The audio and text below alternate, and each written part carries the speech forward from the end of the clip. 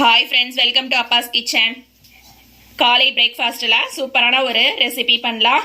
அதுக்கு வந்து முழு பச்சை பயிர் எடுத்திருக்கேன். முழு பச்சை பயிரை அரை மணி நேரம் ஊற வச்சோம்னா இந்த மாதிரி ஊறிடும்.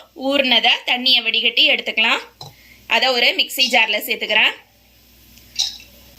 அரை கப் அளவுக்கு பச்சை பயிரை ஊற வச்சிருந்தேன். ஊற வச்சதை மிக்சி ஜாரில் சேர்த்துட்டேன். ஊறின தண்ணியை கொஞ்சமாக சேர்த்துக்கலாம். இதை நல்லா நைஸாக அரைச்சிடலாம். அரைச்ச பாசு பேர் இந்த மாதிரி கொரகொரப்பாக இருக்கும். கொஞ்சமாக தான் நம்ம தண்ணி சேர்த்துருந்தோம். இன்னும் கொஞ்சம் தண்ணி சேர்த்துட்டு நல்லா நைஸாக அரைச்சிக்கலாம். அரைச்சதை ஒரு மிக்சிங் பவுலில் மாற்றிக்கலாம்.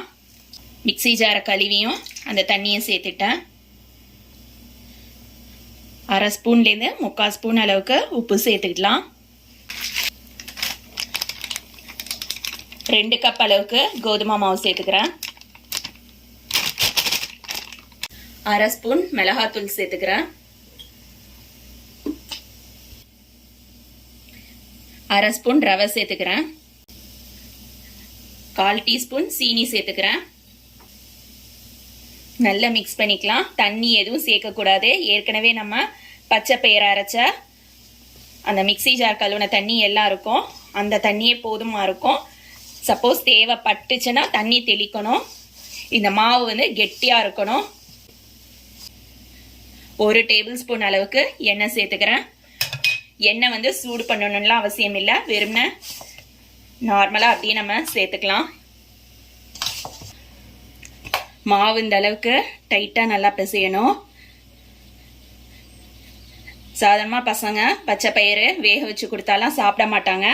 இந்த மாதிரி பூரி மாவில், தோசை மாவில், இட்லி மாவில் எல்லாத்துலேயும் கலந்து நம்ம தோசை, இட்லி, பூரி இந்த மாதிரி செஞ்சு கொடுத்தோம்னாக்கா பச்சை பயிறு பசங்க தெரியாமையே சாப்பிட்ருவாங்க. பச்சை பயிறு உடம்புக்கு ரொம்ப நல்லது. அதுவும் வளர்கிற பசங்களுக்கு ரொம்பவே கொடுக்கணும். இப்போ நம்ம ரெடி பண்ண இந்த பூரி மாவை ஓரமாக அப்படி மூடி போட்டு வச்சிடலாம். வெறும் அப்படி வைக்கக்கூடாது. மேலே கொஞ்சமாக எண்ணெய் சேர்த்துக்கலாம். சும்மா லைட்டாக கொஞ்சமாக கையில் எண்ணெய் தடவிட்டு அதை அப்படியே நம்ம அந்த பூரி மாவு மேலே தடவி வச்சிடலாம்.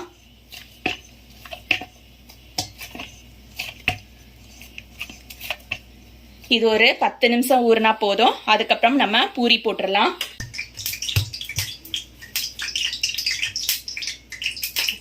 பத்து நிமிஷம் ஊறின மாவு பாருங்க என்ன மாதிரி இருக்குன்னு சொல்லிட்டு இப்போ இதில் நம்ம உருண்டை போட்டுக்கலாம். உருண்டையை நல்லா இந்த மாதிரி உருட்டிக்கலாம். நிறைய பேர் சப்பாத்தி கட்டையில் எண்ணெய் தேய்ப்பாங்க, இல்லைன்னா மாவு தொட்டு தான் பூரி மாவு தேய்ப்பாங்க. நான் எதுவுமே பண்ணலை. ஏன்னா மாவு நம்ம கெட்டியாக இருக்கும்போது எதுவும் தேவைப்படாது. இப்போ நம்ம தேய்ச்சாச்சு. கடாயில் எண்ணெய் ஊற்றி எண்ணெய் சூடு வந்துருச்சு. நம்ம தேய்ச்சி வச்சிருக்க பூரியை போட்டுடலாம். ஒரு நிமிஷம்.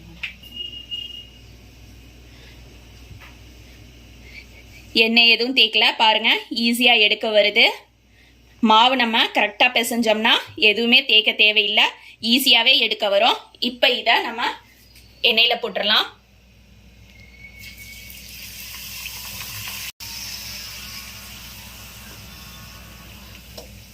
பூரி பாருங்க நல்லா அழகாக பொங்கி வருது. இப்போ திருப்பி விட்டுக்கலாம்.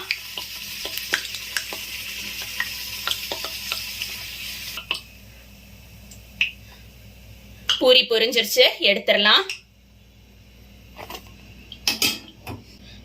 பூரி பாருங்க சுட்டு இவ்வளோ நேரம் ஆகுது, அங்கவே இல்லை. மாவு நம்ம கெட்டியாக பிசைஞ்சாதான் நல்ல அந்த மாதிரி உப்பி வரும். நான் இன்னைக்கு பூரிக்கு சன்னா செஞ்சுருக்கேன். சன்னா கூட பூரி வச்சு சாப்பிடும்போது ரொம்பவே டேஸ்டாக இருக்கும். எப்போதுமே பூரி மாவு பிசையும் போது டைட்டாக மாவு பிசைங்க. அப்போ தான் பூரி வந்து எவ்வளோ நேரமானாலும் இந்த மாதிரி உப்பி வரும். இப்போ பாருங்க பூரியை வந்து பிச்சு காட்டுறேன். எவ்வளோ சாஃப்டாக இருக்கு பாருங்க.